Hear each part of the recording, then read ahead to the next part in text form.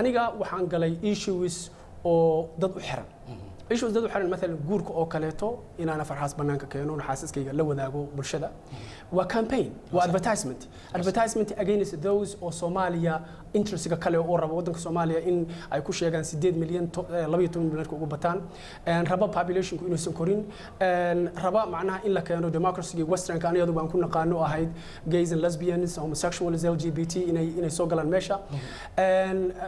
keena wax la dhaho population reduction in la yareeyo population ka Soomaaliya dadkaasi waa ka soo horjeedaan fikirka aniga aan wato waxa kaloon keena fikira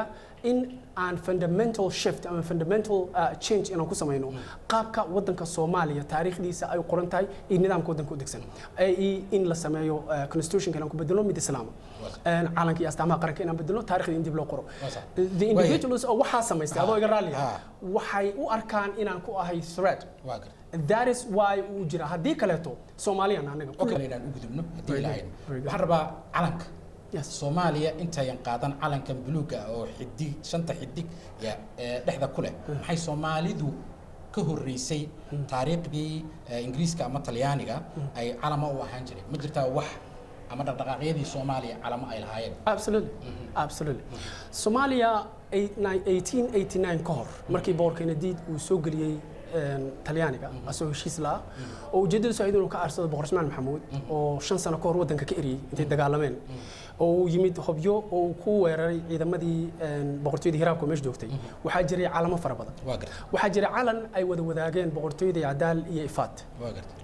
calankaasi wuxuu lahaa laba midab guduud iyo cadaan waxa ku jirta midab walba meesha cadaankaana xidiga ku jirta oo cadaana meesha guduudka xidig waxa ku jirta cadaana meesha cadaankaana xidig guduuda ku jirta waa calan la yaqaan noocaan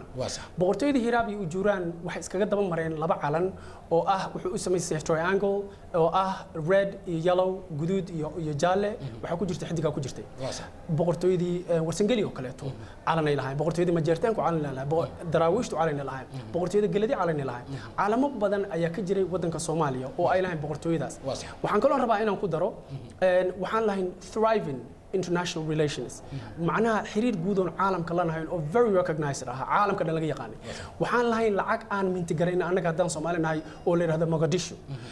waxaan la ganacsan jirnaa caalamka dhan waxaan ahayn meeshii kaliya ee inta la soo weeraray wadankii Afrikaan inta la soo weeraray si kale inta lagu gali waayay lagu sameeyay area bombardment waxaan ahayn wadankii Afrikaanka ahaa ee 5 mar taariikhda maanta ay ku qoran tahay jabiyay ciidamo European oo soo weeraray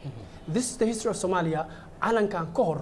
iyo Talyaaniga gumaysiga intuu sanad ka hor waxaan ahay nation oo laga yaqaan caalamka dhan waa sax waya dabcan calankan waxa sida adigu ogtahay waxa la qaatay xornimadii ka bacdi maxaad la wadaagi kartaa Soomaaliya sida ay xornimada ku heshay iyo dhaqdhaqaaqyadii u dagaalamay adigu maadaama aad taariikhda aad ururisid arin weyn mujtamaca Soomaaliyeed aad leedahay wax ka bedel ama wax ka dheh maxaa ka xasuustaa adiga ama dhaqdhaqaaqyadii Soomaaliya oo la iskaga kiciyay gumaysigii well let me say this calanka lama qaadan xorriyadii markii la qaatay hatta taariikhda noo qoran oo qaladka ah waxay sheegaysaa calankan in la qaatay la ansixiyay intii aan xornimada la qaadan ma ifaan sama so lama qaadan xornimada kadib waxay ahayd sida caadiga ah oo nidaamku uu ku jiro in la qaato calanka marka xornimada la qaato in calanka inta loo soo yimaado laga fakaro la sameeyo lama sameeyna calankan waxa la sameeyay intii lagu jiray gumaysi lagu jiray marka taas waa taas dadkii u dhaqdhaqaaqay ama maanta la xuso taariikhdu si weyn u xusto waxa kamid ahaa Sayid Maxamed Cabdulla Xasan Daraawiishti oo xorriyada u dhaqdhaqaaqay waa labadu waa weyn sheegnaa iyo ururka Yaswaal waa sax okay waayahay waxaan rabaa inaan ku weydiiyo mar aan baarayay wadamada ama dadyooga isticmaala waxaad ku noolayd Mareykanka anigu naftigayga Mareykanka ku noolaa waana ka imid waxaan rabaa inaan ku tuso calankan waxa ku dhigan Confederate flag waa calan intaan Mareykanka joogay aan ogaaday calanka Soomaaliya uu eegyahay bal dadkana waa tusi doonaa shaashada adigu calankan Soomaaliya bluega iyo cadaanka xidigta ah kan xoogaa ka yara duwan maxaad ku aragtay oo aad tiri calankani waa calan shaydaan well waxaan rabaa inaan doodu waxay leedahay steps far badan ay leedahay steps ka doodu ay leedahay wax waaye waana kala xoog badan yihiin waana kala muhiimsan yihiin dooda ugu horeysa oo muhiimsan ee calanka Soomaaliya aan rabno in lagu bedelo anaga ma sameeyo qof Soomaali ma sameeyo waa koow macnaha marka haddaan calanka waxaad leedahay qof Soomaaliya ma samayn ma samaynin absolutely calanka Soomaaliya qof Soomaaliya ma samaynin Talyaaniga sameeyay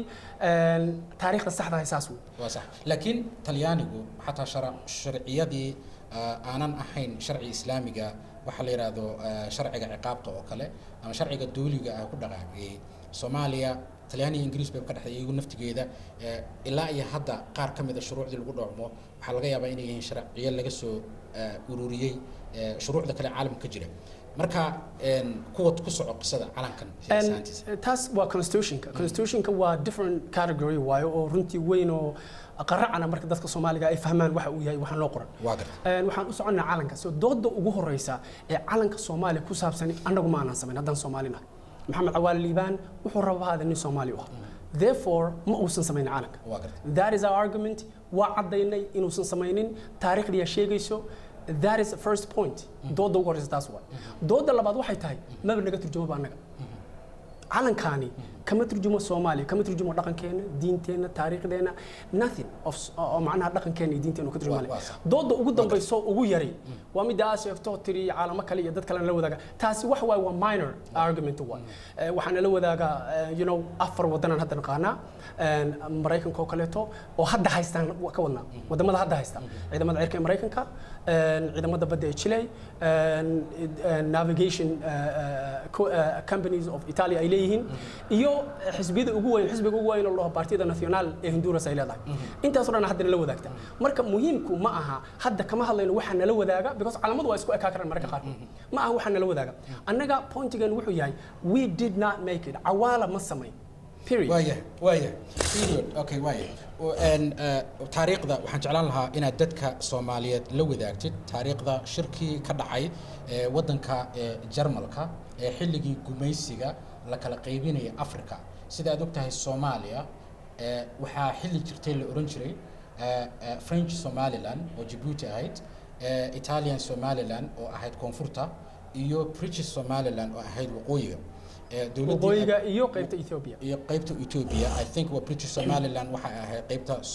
hadda loo yaqaano dhulka waqooyiga ama Somaliland iyo qaybta Ogaadeniya loo yaqaano hadda waay oo ku jirta okay waay waxaan rabaa inaan ku weydiiyo calanka dad badan oo Soomaaliya ama taariikhdu waxay qoraysaa calankan sida uu Soomaalida looga dhaadhiciyay inay tahay in uu calankan matalo shantii Soomaaliyeed ee uu gumaysigu kala qaybiyay qayb la siiyay dhinaca NFD iyo Kenya qayb la siiyay Ethiopia qayb ay Djibouti iyo Faransiis ay haysteen labadan kalena labada Europeanka Talyaaniga marka in ay dadka Soomaaliyeed ay unity uu ku yahay shantan xidigood ay matalaysay waya dadka qaar waxay yiraahdaan shanta gobol maamul goboleedyada waxba matashaaba waxaan rabaa inaan ku weydiiyo adiga ka fikir ahaan maxaad ka qabtaa unity-ga dadka Soomaaliyeed ee ku nool East Africa Ethiopia Djibouti Soomaaliya aad ogtahay inuu ka dhaxeeyo diin iyo dhaqan aan Afrikaan kala dhaxayn maxaa ka qabtaa adiga iyo ururkaaga midnimada ama wadajirka ama wax soo haanshaha dadka ku nool geeska Afrika ee Soomaalida aan ka jawaabay su'aashaada waxaan rabaa point very important oo taabateen aan sheego waxa shangeeska ee aan ugu yarno xidigta ee leedahay pentagram kama turjumaan shanta Soomaaliya waa la keenay Talyaanigii dhinacyadu fiiriyay wuxuu yiri waaw sida Soomaaliya shanta idin kaga turjunta waxa la rabaa qaabkiina kaga dhaadhicin lahaa asaasna kaga dhaadhicin taas xagan u gudbaynaa anaga haddaan reertala ku noolnahay waxaan aaminsanahay absolute unity of the entire Somali population meel kasta ku nool yihiin waxaan aaminsanahay waxaan jecelnahay waxaan u ololeynaynaa haddii la yiraahdo waxa hamigeena ku jirta Soomaali oo dhan inay midoodo Soomaaliya waa one ethnicity waa hal dad oo isku dada isku diina isku luqada all of them taasana aaminsanahay taasana jecelnahay okay waya calanka aan dib ugu soo noqono sidoo kale qoraalada aan aqriyay waxay leeyihiin sida aad ogtahay Soomaaliya marka laga reebo South Africa waxay leedahay badda ugu dheer qoraalada qaar kood waxay ku leeyihiin waxa buluug uu matalaya dad qaar waxay yiraahdaan xornimada iyo cirka yani ma garanaysaa ama sidoo kalena baddu matalaya waxaan ogahay calankan inaan dabcan Talyaani baa wadanka haystay Talyaani baa xukunka wareejiyay anigu naftigayga dood badan kama keenayo aathar badan oo Talyaanigu uu lahaa ama dhaq dawliga in Soomaaliya laga tagay ama waqooyiga ama koonfurta oo waxa kamid ah luqadaha wadanka lagu hadli jiray ama wax lagu ahaa okay laakiin calanka waxaan rabaa inaan ku weydiiyo maxaad ku diiday xidigta iyo buluuga oo aad leedahay waa in la bedelaa inkastoo uu macna u samaynayo dadka Soomaalida? Well, first of all, sharxitaanka calanka Soomaaliya wuxuu ka turjumaa xeebta dheer oo leenahay iyo cirkan buluuga waxay ahayd dood iyo sharaxaad timid 1980 ka hor sharaxaad jirta waxay ahayd in lagu abaalmariyay qaramada midoobay maadaama qaramada midoobay ay nagu caawisay inaan helno xornimada. So meaningkeedii gadaal loo bedelay. haddii xataa meaning saas loo qaato it is nonsense wax macnaha sameynaysa mal because anagu badda ugu dheer Africa malhin Madagascar naga bardheer South Africa naga bardheer number 3 aan ku jirnaa ama number 2 meelahaas yeah macnaha we don't have anaga kaliya meel wadanka adduunka ugu bardheer cirkan oo buluugana oo dhul baraha ku yaalana wadan kaliya anagu dhul baraha ku yaalmane so it doesn't make sense macnaha wax macnaha sameynaysa ma laha dadka Soomaaliya calanku waa hanuuniye waa astaan qaran waa astaan loogu talagalay qofka dhalinyarada marka uu korayo wiilhaada ama gabar waade inuu ka keeno oo inducement uu ku sameeyo inuu noqdo qofkaasi qof qaran ah oo qarankiisa aaminsan oo qabiilku qaranka uu ka horeeyo daaris haddaan rabno inaan horumar gaarno haddaan rabno wadankeena inaan difaacno haddaan rabno inaan wax noqono aan la tartanno wadamada caalamka marka idea-da calanka buluuga in uu yahay calan macnaha oo Soomaalinimo wax waa macna ma sameynayso it's nonsense mana wax sax anaga marka reerta kuna hadana waxaan rabnaa waxaan keenay calan tusaale oo aan ugu talagalnay inaan bulshada ku tusaaleyno dhahno look you can do it adiga waa la sameey karaa ujeedadan marka waxay tahay Soomaaliinta isku timaado inay calan samaysato calan ka turjuma diintooda dhaqankooda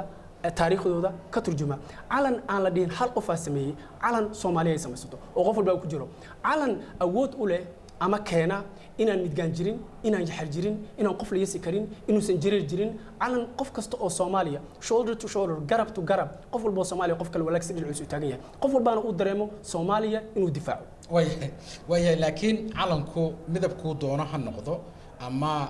calaamadahu doonaha ku yaalo waxay ku xiran tahay ummadaasi sharciga ay degsato iyo sida ay ugu dhaqanto adduunka meelo badanna way ka jirtaa waxa la yiraahdaa faquuqa adigu hadda calan aad bedeshid oo aqoonta bulshada aan wax laga bedelin maxay ka qaban kartaa arinta kala sooca oo dhibaato weyn ah Soomaalida ku jira waxaan rabaa inaan ku weydiiyo calanka dad social media waxaan ku arkay calan la yiri waa calanka oo Sufyaan sameeyay ma jirta adigu calan aad samaysay maxaad soo aragtaa Soomaaliya inay calan ka dhigato hadiiba ay dhacdaba waxaan rabaa su'aashaada hore inaan ka jawaabo because very important why astaamaha qaranka ee qaran uu leeyahay waa hanuuniye waxay ku hanuuniyaan shakhsiga qarankaas u dhashay behaviorkiisa dhaqankiisa wuxuu sameeyay waxay inducement ku sameeyaan waxay ka keenaan qofkaasi inuu u fakaro qaab gooniya oo ka duwan qaabka uu fikir lahaa haddii astaamaha qaranku ay si kale u dhignaa lahayn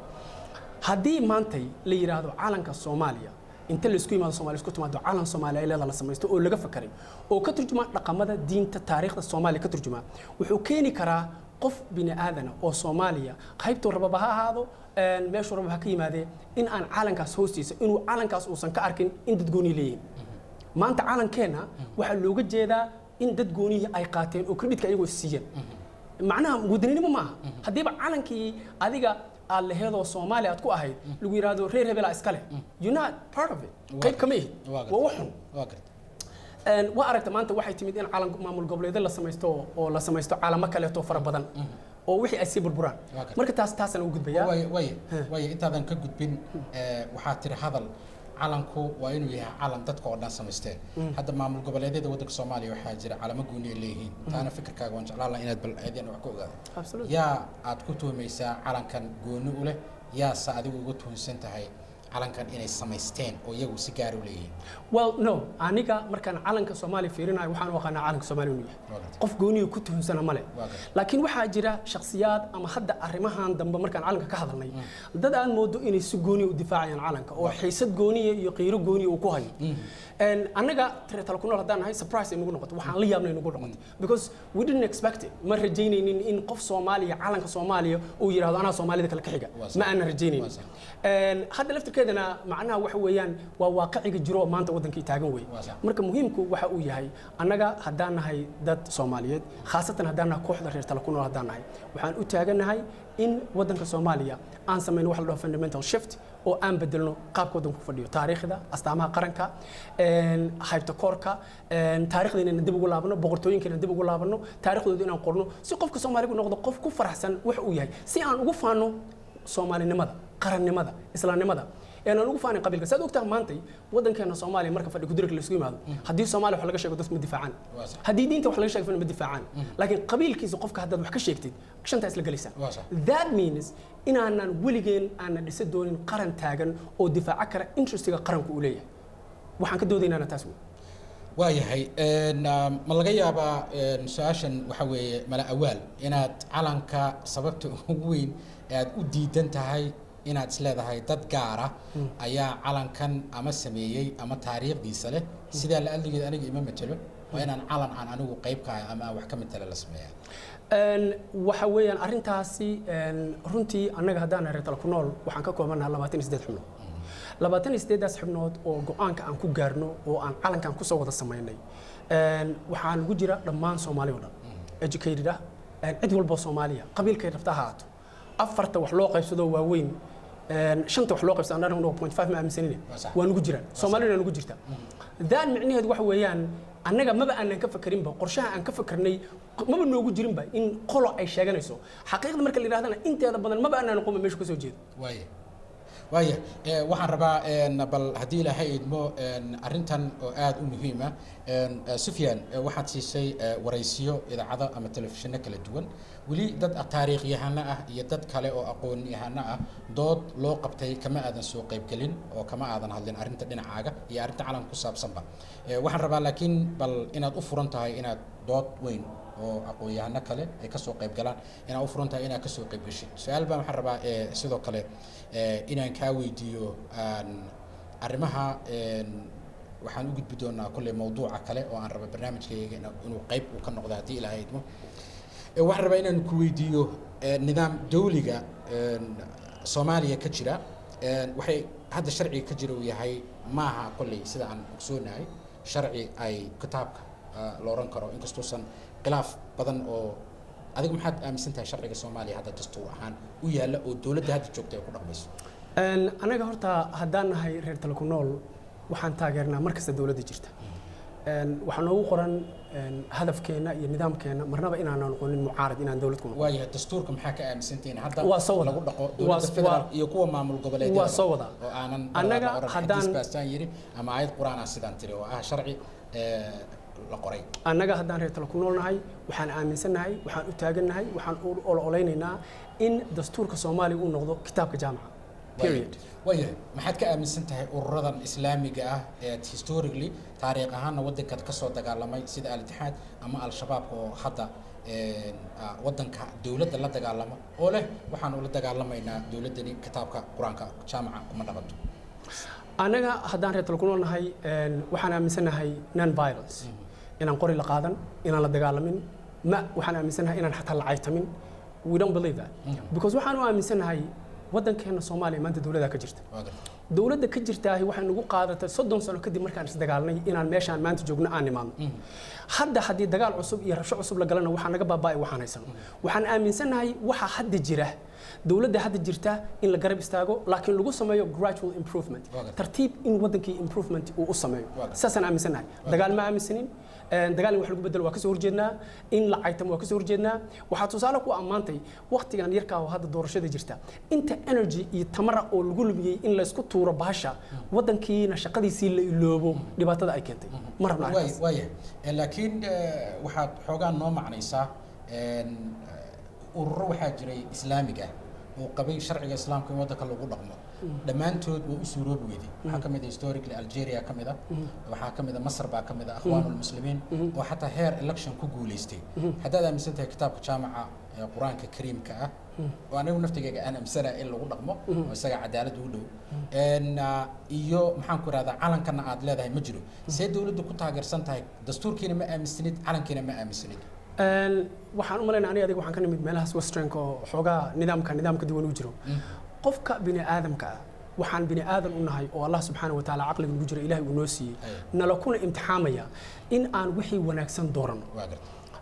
micnaheedu in aanan dastuurkan rabo in wax laga bedelo ma aha inaan ka soo horjeedo dawladda